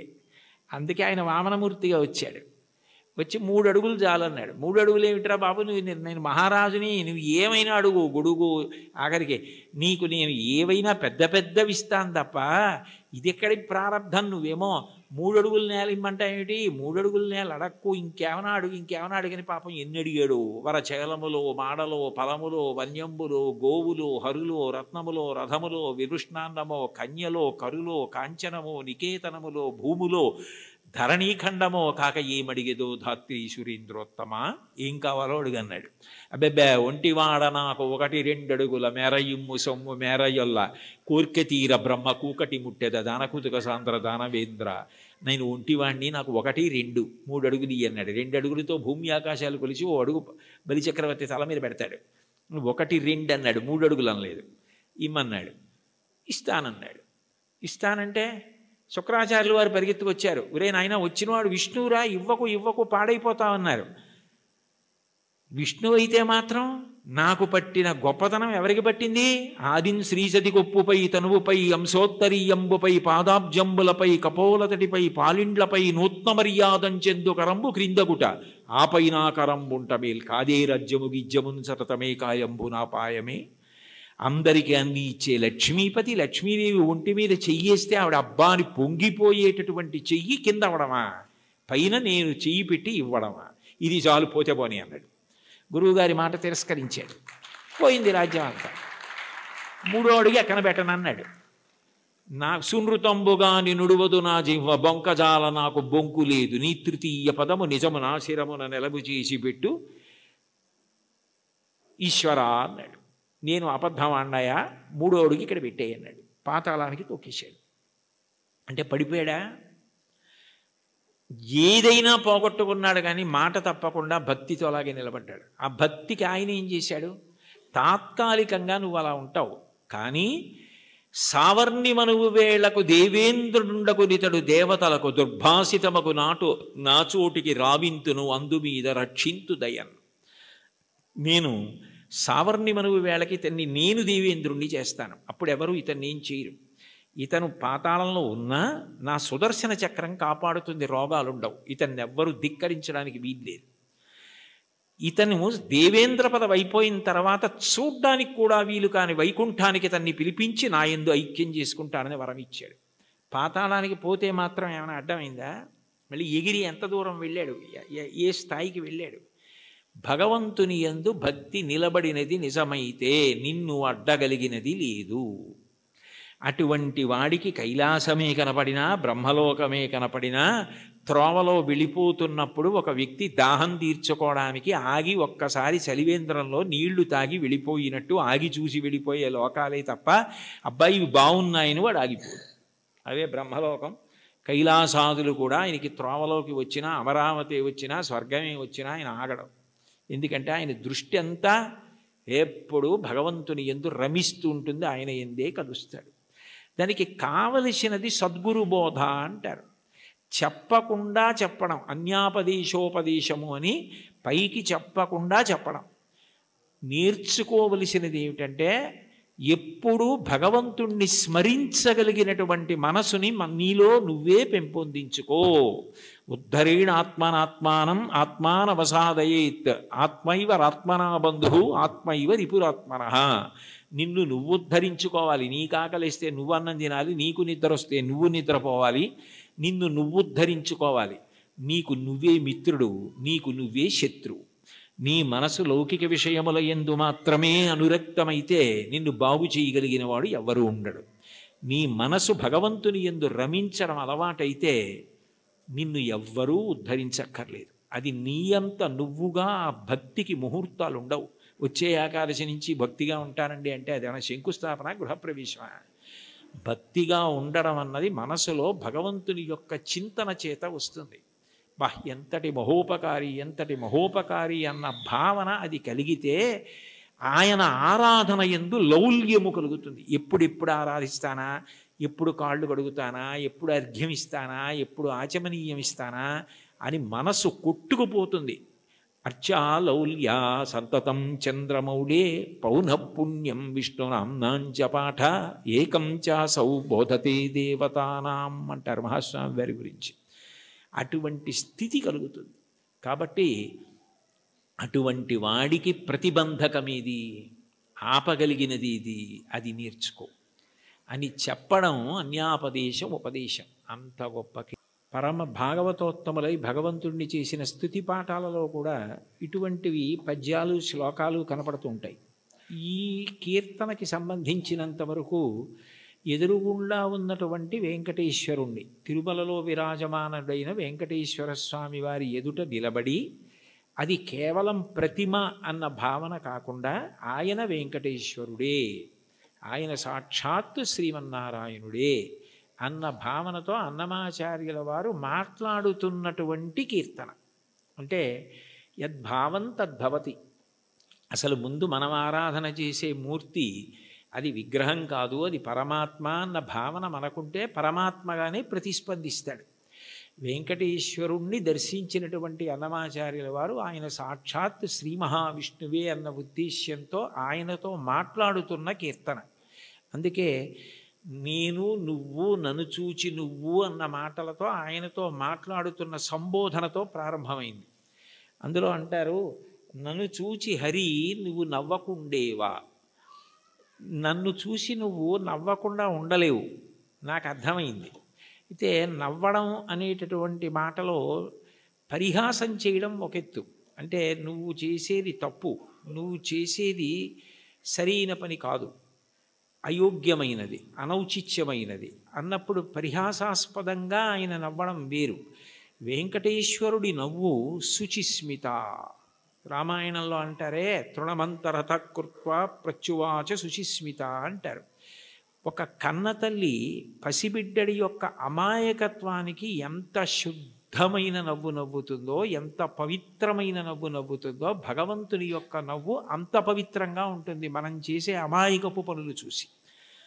తల్లి ఏదో వేడిగా ఉన్నటువంటి పాయస పాత్ర అక్కడ ఉంటే పిల్లవాడు వెళ్ళి నేను తినేస్తానని పాయస పాత్రలో చెయ్యి పెట్టబోతే, నువ్వు తినలేవురా, అది చాలా వేడిగా ఉంది, నేను చల్లారి పెట్టి పెడతానని చెప్పి ఎంతో ప్రేమగా నవ్వు నవ్వి వాడిని దూరంగా పెట్టి ఉప్పుని ఊది చిన్న చిన్న ముద్దలు వాడి నోట్లో ఎంత ప్రేమతో తినిపిస్తుందో అంత ప్రేమతో నవ్వుతాట భగవంతుడు. అందుకని భగవంతుని యొక్క నవ్వు శుచిస్మిత, మందహాసం, చిన్న నవ్వు నవ్వుతాడు అని.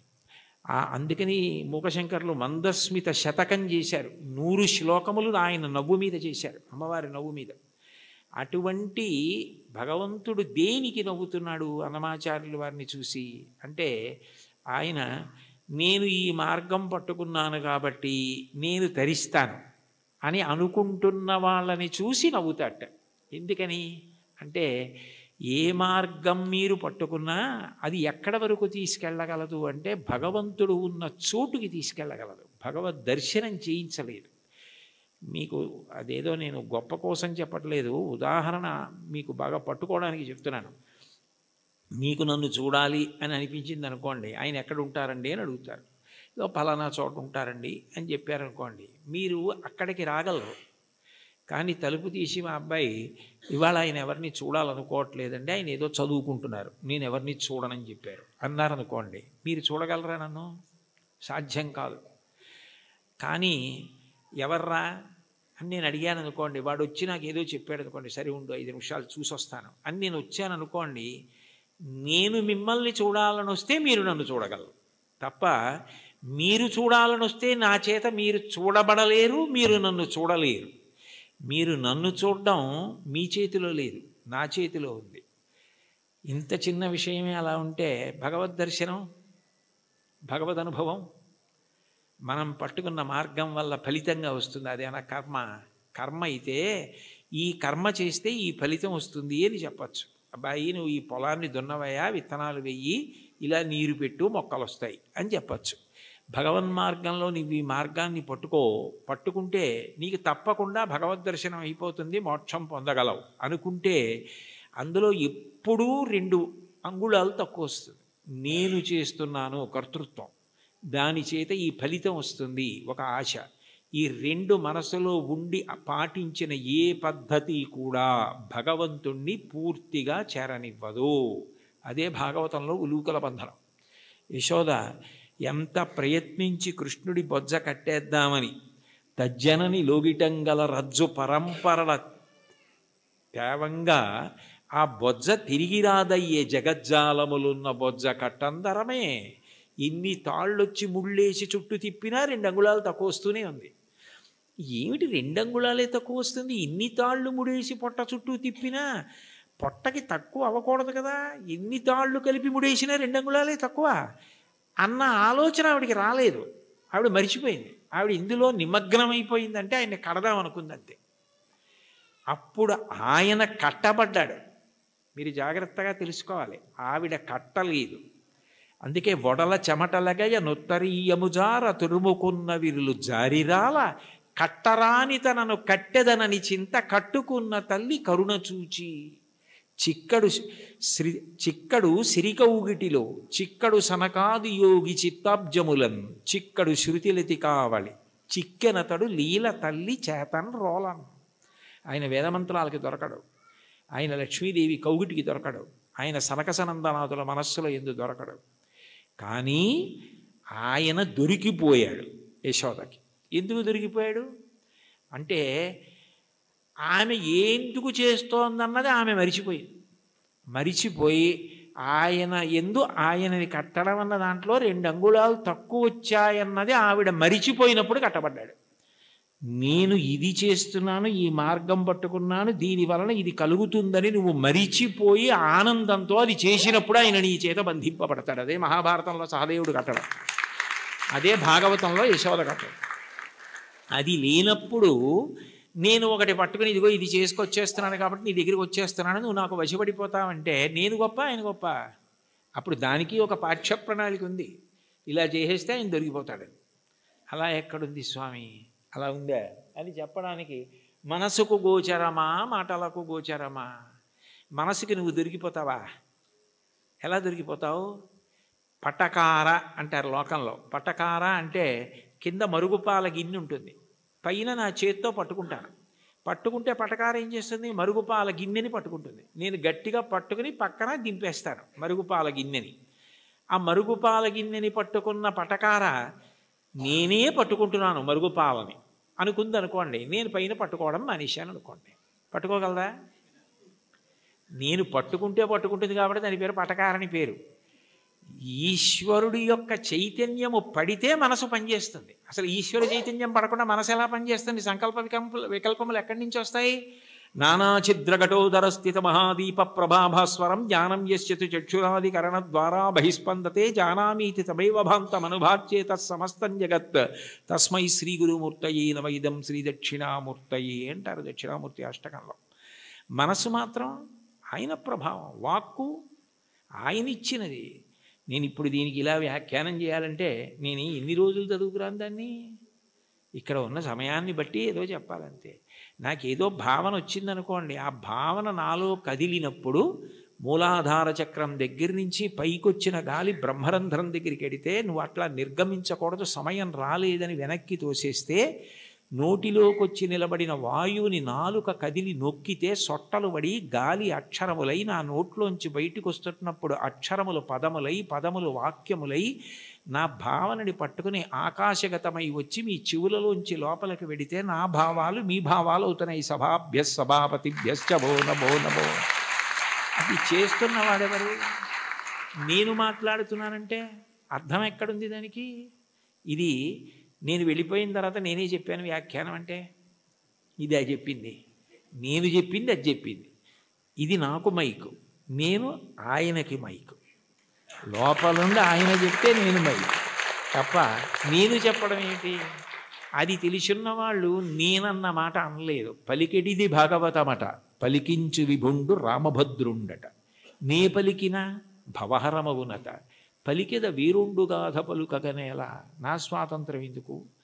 ఆయన ఏది పలికిస్తే అది పలుకుతాడు తప్ప నేనన్నది ఏం లేదన్నారు పోతన గారు. ఏమిటి అంత భాగవతాన్ని ఆంధ్రీకరించిన మహానుభావుడు.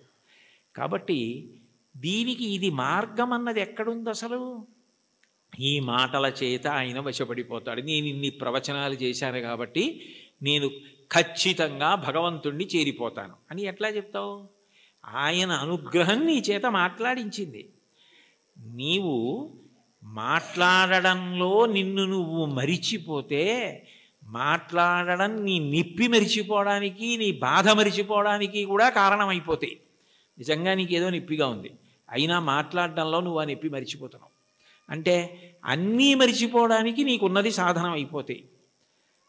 అప్పుడు ఈశ్వరుడు వశపడతాడు. తప్ప ఇది నాకు మార్గము, దీనికి ఇది ప్రయోజనము అని అనుకున్నంతకాలం నువ్వు వశపడతావా స్వామి? అంత అమాయకుడివా? అది సాధ్యమా?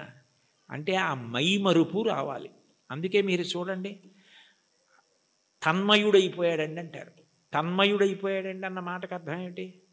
తత్ యందు మయం అయిపోయాడు. ఏమంటే మరి దొంగ మీ జేబులోంచి డబ్బులు తీసేస్తుంటే మీకు తెలియలేదా అన్నారనుకోండి, ఆ శోభారాజు గారు కీర్తన పాడుతున్నారండి, దాంట్లో తన్మయం అయిపోయానంటాడు.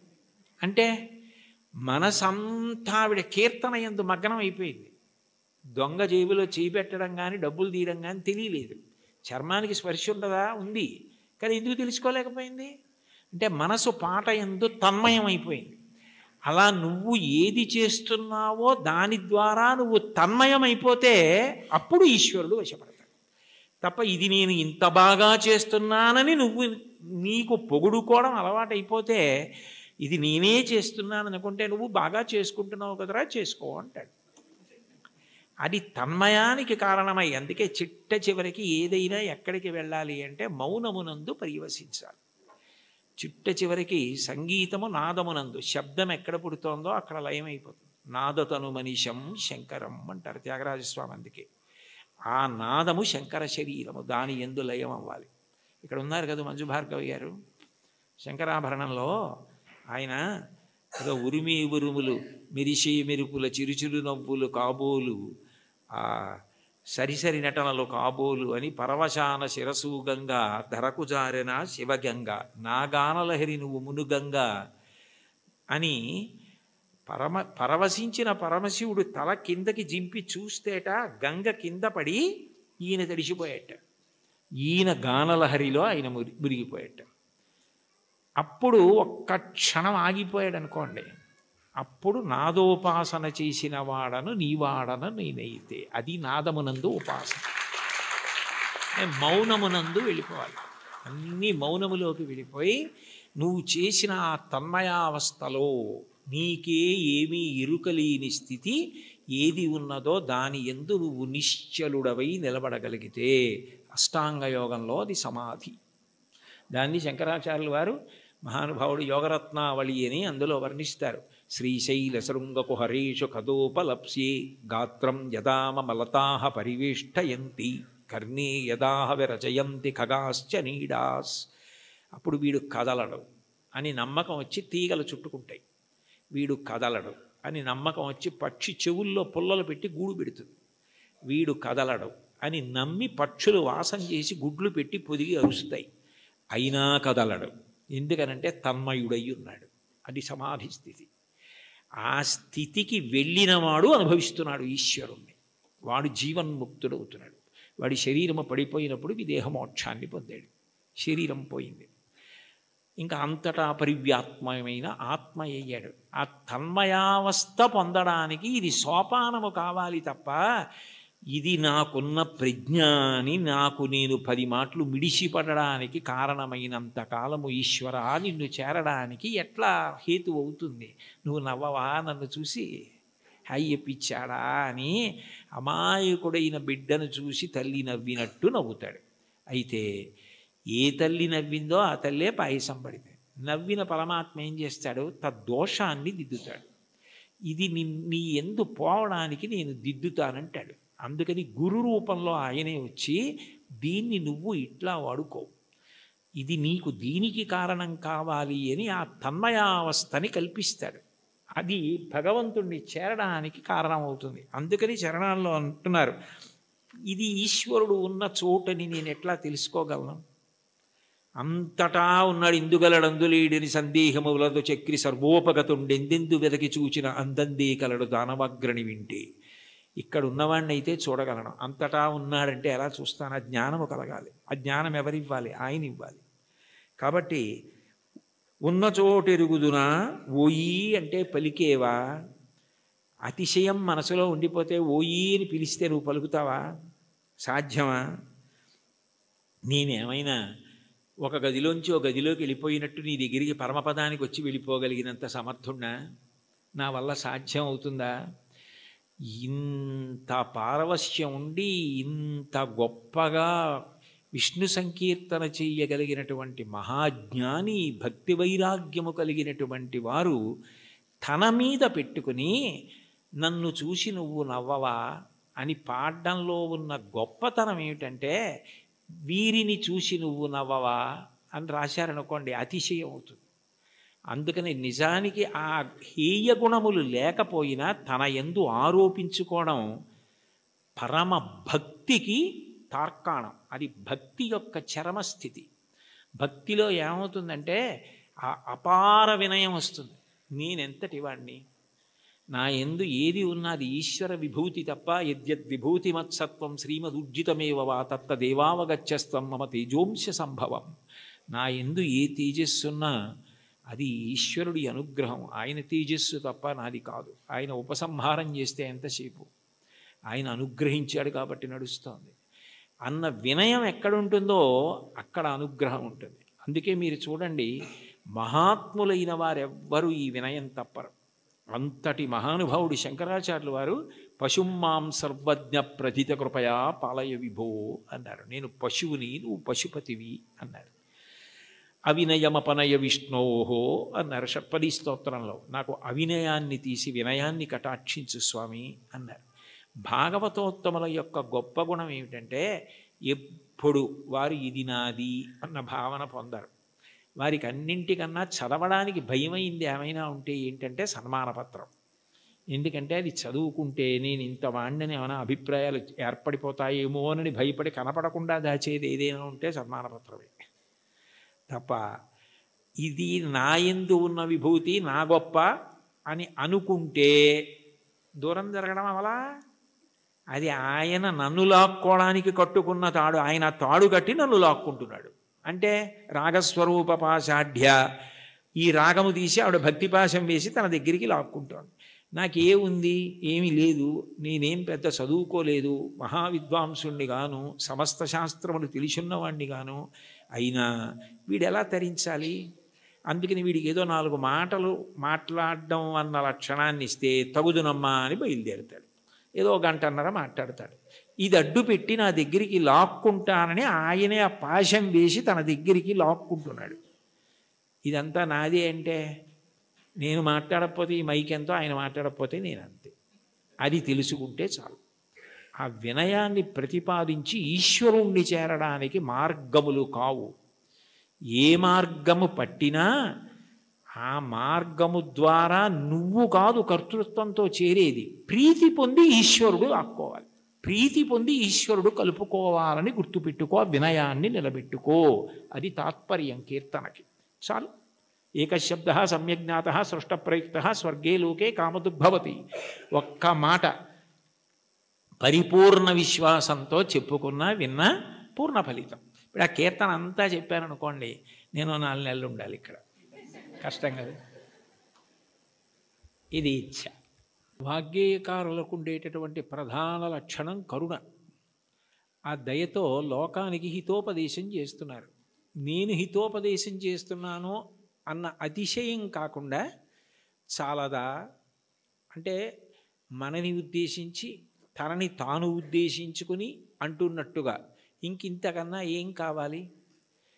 హరినామ సౌఖ్యామృతము.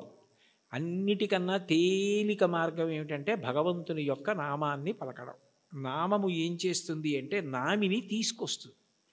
ఇప్పుడు నేను ఇక్కడ కూర్చుని అకస్మాత్తుగా మాట్లాడుతూ శోభారాజు గారు అన్నాను అనుకోండి, ఆవిడ నా వంక తిరుగుతారు.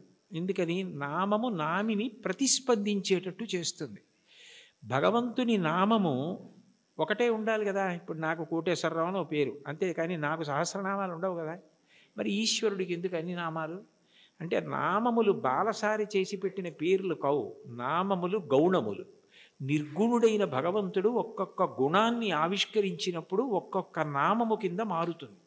ఉదాహరణకి స్థాణుహు అన్నాను అనుకోండి. స్థాణుహు అంటే సాధారణంగా మనం ఏమంటాం, కదలకుండా ఎవరైనా నించున్నారనుకోండి, నువ్వేమైనా స్థాణువా కదలమే అంటావు.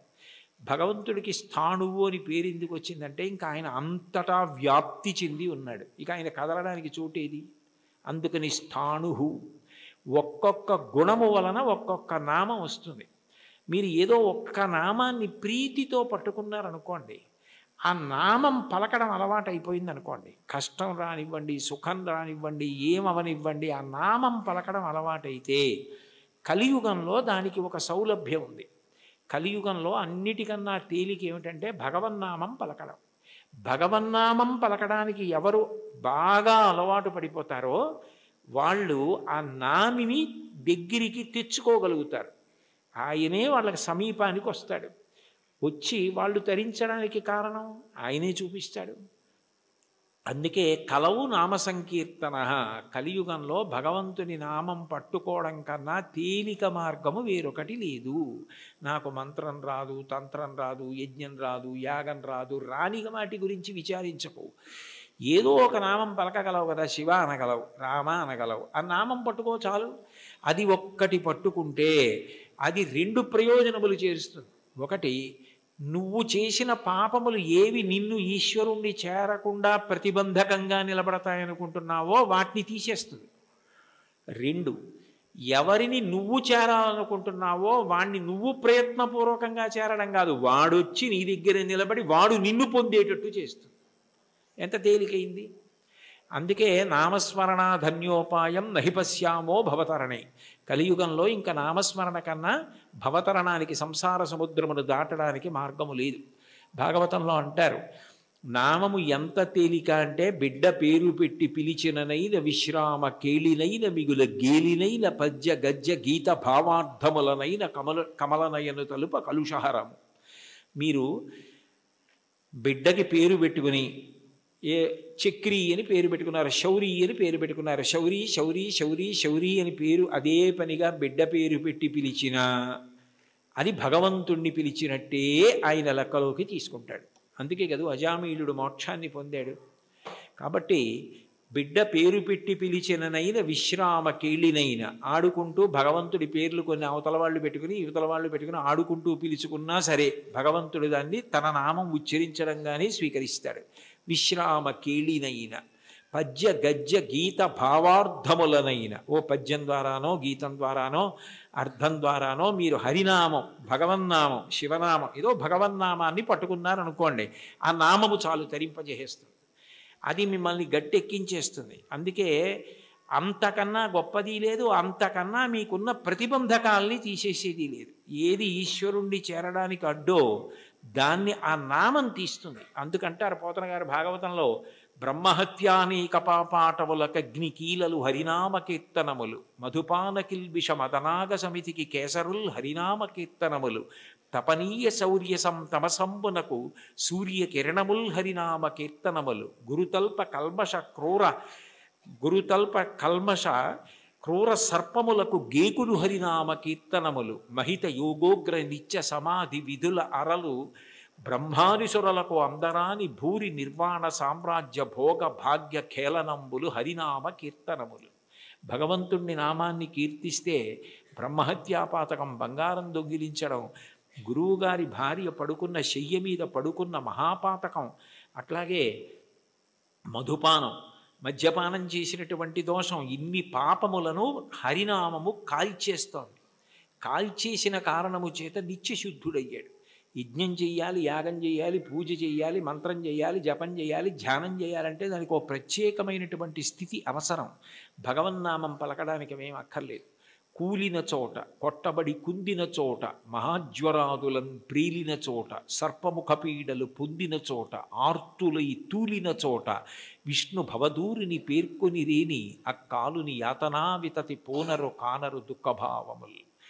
కూలినప్పుడు, కింద పడ్డప్పుడు, పాము కనపడినప్పుడు, ఏదో తగిలి పడిపోయినప్పుడు, జ్వరం వచ్చినప్పుడు భగవన్నామం పలకడం అలవాటైనటువంటి వాడు భగవంతుణ్ణి పొందుతాడు. కలియుగంలో భగవన్నామం పలకడం కన్నా తేలికైన మార్గము వేరొకటి లేదు. నీకు హరినామ సంకీర్తనం కన్నా, ఆయన నామం పలకడం కన్నా ముక్తి పొందడానికి కానీ, ఇహమునందు సమస్త సౌఖ్యములను పొందడానికి కానీ వేరొక తేలికైన మార్గం ఉండదు. చూడండి, ఏదైనా ఇచ్చి చాలదా, ఇది సరిపోదా నీకు అంటారు. అంటే ఇంకింతకన్నా ఏం కావాలి? చాలదా? హరినామ సౌఖ్యామృతము, హరినామము అన్న సౌఖ్యామృతం అది. ఆ అమృతం, ఆ నామం పలికిన వాడు ఎవరున్నాడో ఇక వాడు సమస్తమును దాటిపోతాడు. అందుకే బ్రతికియున్నన్నాళ్ళు నీ భజన తప్పను కాని మరణకాలమునందు మరతునేమో, ఆ వేళ యమదూతల ఆగ్రహంబున వచ్చి ప్రాణముల్ పెకలించి పట్టునప్పుడు కప వాత పైత్యముల్ కప్పగా శ్రమచేత కంపముద్భవమంది కష్టపడుచు నారాయణాయంచుని నా జిహ్వతో నిన్ను పిలుతునో శ్రమచేత పిలువలేను, నాటికిపుడి నీ నామస్మరణ చేతు చివునిడవయ్య భూషణ వికాస శ్రీధర్మపుర నివాస దుష్ట సంహార నరసింహ దురిత దూర అంటారు. నామం పలికితే భగవంతుడు అంత ప్రీతి పొందుతాడు. కలియుగంలో నామం చెప్పడం ఇల్లు తుడుచుకోవడం లాంటిది. దుమ్ము పడ్డా పడకపోయినా 2 పూట్ల ఇల్లు ఎలా తుడుచుకుంటారో అట్లా రోజు కాసేపు భగవన్నామం చెప్పడం అలవాటైతే వాడు తరించడానికి అది మార్గం అవుతుంది. అందుకే కంచి కామకోటి పీఠాధిపత్యం వహించిన మహాపురుషులు అపర శివావతారులు నడిచి దేవుడని పేర్గాంచిన 68వ పీఠాధిపతులు శ్రీ శ్రీ శ్రీ చంద్రశేఖరేంద్ర సరస్వతి మహాస్వామి వారు పెద్ద పెద్ద సభలలో వేల జనం మేము డబ్బిస్తాం, పళ్ళిస్తాం, బట్టలు ఇస్తామంటే అవేమీ వద్దు, ఈ పేద సన్యాసి మీ నుంచి కోరుకున్నది మీరు ఇవ్వగలిగినది అడుగుతాడు, అందరూ ఇవ్వగలరు, ఇస్తారా అని అడిగేవారు. ఒక రోజులో 2 నిమిషాల సమయం నాకు ఇచ్చేయండి, ఆ సమయం మీది కాదు కాబట్టి ఆ 2 నిమిషాలు భగవన్నామని చెప్పండి చాలనేవారు. అంటే భగవన్నామం అంత గొప్పది. భగవన్నామం క్రమంగా జ్ఞానం వైపుకి తీసుకెడుతుంది. మీరు రోజు నామాలు చెప్పుకోవడం అలవాటు అయిందనుకోండి, లలితా సహస్రం రోజు చదువుతుంటే కొన్నాళ్ళు పోయాక ఎందుకు అమ్మవారి నామాల్లో రాగస్వరూప పాషాఢ్య క్రోధాకార అంకుశోజ్వల మనోరూపేక్షుకోదండ పంచతన్మాత్రసాయక ఏమిటి ఆ నామాలకు అర్థం అని తెలుసుకోవాలనిపిస్తుంది. ఆ నామాలకు అర్థం తెలిస్తే తత్వం తెలుస్తుంది, తత్వం తెలిస్తే పరవశం కలుగుతుంది, పరవశం కలిగితే మీరు మిగిలినది మర్చిపోతారు. అక్కడ ఈశ్వరుని యొక్క అనుగ్రహం. దానికి నేను ఒక ఉదాహరణ చెప్పాలి అంటే, మీకు లలితా సహస్రం అర్థం బాగా తెలిసిందనుకోండి, మీరు చదువుతున్నారు లలితా సహస్రం, నవచంపక పుష్పాభనాసాదండ విరాజిత అనో, లేకపోతే ఏదో అమ్మవారి యొక్క కబరీ బంధంలో తిరుగుకునేటటువంటి పువ్వులు ఉంటాయి కదా, ఆ పూల దండ గురించో ఏదో మీకు ఆ నామం వచ్చింది. వచ్చేటప్పటికి చంపకాశోక పున్నాక సౌగంధిక లసత్కచ అని నామం వచ్చింది. మీకు అమ్మవారి నల్లటి కబరీ బంధం, దాని మధ్యలో ఉన్న చూడామణి, తలకి అటు ఇటు పెట్టుకున్న సూర్యచంద్రులు, పాపటలో పెట్టుకున్న కుంకం, ఆవిడ ఇలా పెట్టుకున్నటువంటి ఆ చూడామణితో కూరుకున్నటువంటి ఆభరణ విశేషం, అమ్మవారి కబరీ బంధంలో పెట్టబడినటువంటి సింహాచల సంపంగి పూల దండ, అశోక పుష్పాల దండ, ఇవన్నీ కనపడి ఆ కబరీ బంధం వంక మనసు నిలబడిందనుకోండి, మీకు తెలియకుండా మీరు ఏం చేస్తారంటే తర్వాత నామం చెప్పలేరు. చంపకాశోక పున్నాక సౌగంధిక లసత్కచ, చంపకాశోక పున్నాక సౌగంధిక లసత్కచ, చంపకాశోక పున్నాక సౌగంధిక లసత్కచ అంటుంటారంటే మీ మనసంతా కూడా అమ్మవారి కబరీ బంధమునందు లయమైపోయింది. ఆ కొప్పు ముడిని చూస్తూ అప్పుడు భార్య ఎవరో అటువైపు వచ్చి, ఏమిటి ఈయన ఇవాళ లలితా సహస్రం ఇదే నామని చెప్తున్నారు, మరిచిపోయారా ఏమిటా అని, కురివిందమణిశ్రేణీ కనత్కోటి హిరమండిత అందనుకోండి, పాడు చేసేసావేనా ధ్యానం అంటే అక్కడ మనసు లయమైంది, ఇంకా మిగిలినవి ఏవి గుర్తు రావట్లేదు. అమ్మవారి కబరీబంధ దర్శనం చేస్తున్నాడు. నామాల యొక్క అర్థం తెలిసిందనుకోండి, అదే భగవత్తత్వం. ఆ భగవత్తత్వం తెలిసిందనుకోండి పరవశం, పరవశమే మీ యొక్క ధ్యాన స్థితికి కారణం. అప్పుడు ఏమవుతుందంటే మీకు ఏది చూస్తున్నా నామవైభవం, ఆ ఈశ్వర తత్వం మీ యందు ప్రకాశిస్తూ మీకు గొప్ప ఆనందాన్ని ఇస్తాయి. చాలదా హరినామ సౌఖ్యామృతము? అది మీకు ఏమి ఇవ్వలేదు కనుక మీకు ఏదైనా ఇస్తుంది. ఇది ఒకటి హరినామమింతైన చాలదా చెదరకి జన్మముల చెరలు విడిపింప. ఇన్ని జన్మాలు ఒకటా రెండా? నానానేకపయూధముల్ వనములోనన్ పెద్ద కాలము సన్మానింపం దశలక్ష కోటి కరణీనాథుండనయ్యుండి మద్దానంభ పరిపుష్ట చందన లతాంత ఛాయలందుండలేక నీరాశ ఇతేల వచ్చిది భయం బిట్లో కది ఈశ్వర అంటాడు గజేంద్రుడు. 10 లక్షల కోట్ల భార్యలు నాకన్నాడు. అంటే నిజంగా అప్పుడే ఎన్ని జన్మలిత్తానో, ఎంతమంది భార్యలో, ఎంతమంది పిల్లలో, పునరపి జననం పునరపి మరణం పునరపి జనని జఠరే శయనం ఇహ సంసారే బహుదుస్తారే కృపయాపారే పాహిమురారే. ఆ జన్మ పరంపర నుంచి విడిపించడానికి ఒక్క నామం చాలదా? చాలదా హరినామ సంకీర్తనము? మదినొకటి హరినామమింతైన చాలదా 10,000 నరక కోపముల వెడలింప. 10,000 నరక కోపముల యందు పడవలసిన పాపాలు తీసేయడానికి ఒక్క నామ సంకీర్తనం చాలు. ఎంత పెద్ద దూది పర్వతమైనా కాలిపోవడానికి ఒక్క నిప్పు రవ్వ చాలు. ఒక్క నామం చాలు, ఎంత సంచితమైన దగ్ధమైపోతోంది. కలదొకటి హరినామ కనకాద్రి చాలదారి బంగారు కొండ. తొలగుమని దారిద్ర్య దోషంబు చెరచ. లేదన్న బాధ పాపము వలన వస్తే పాపమును తొలగించడానికి ఆ నామం చాలు. తెలివొకటి హరినామ దీపమది చాలదా కలుషంపు కఠిన చీకటి పారద్రోల. కఠినమైన అజ్ఞానమనే చీకటిని పారద్రోలడానికి భగవన్నామం అన్న దీపం చాలు. అయితే చివర పెద్ద మూడేశారు. భగవన్నామమునందు అనురక్తి దేనికి కలుగుతుంది అంటే భాగవతులతో కలిసి తిరిగితే వస్తుంది. వాళ్ళు ఎప్పుడూ భగవన్నామని చెప్పుకున్నంత పరవశించిపోతాడే. ఆయనతో ఉంటే ఎప్పుడు ఆ భగవత్కథలు భగవద్వైభవం అలా తలుచుకు మురిసిపోతూ ఉంటాడని మనకి కూడా అబ్బుతుంది. అందుకని కావలసింది ఏమిటంటే సత్సంగం, సత్పురుషుల సహవాసం. వాళ్ళని మనం గుర్తుపడతాం, కానీ వాళ్ళు మనని గుర్తుపెట్టి పేరు పెట్టి పిలిస్తే అంతకన్నా గొప్పతనం లేదు. అంటే సత్పురుష సహవాసం అంత గొప్ప సుమా. కాబట్టి సొగసి ఈ విభుని దాసుల కరుణ చాలదా. సత్పురుష సహవాసము చేత నామమునందు తాదాత్మ్యత కలుగుతుంది. ఇది నాకు కావాలి.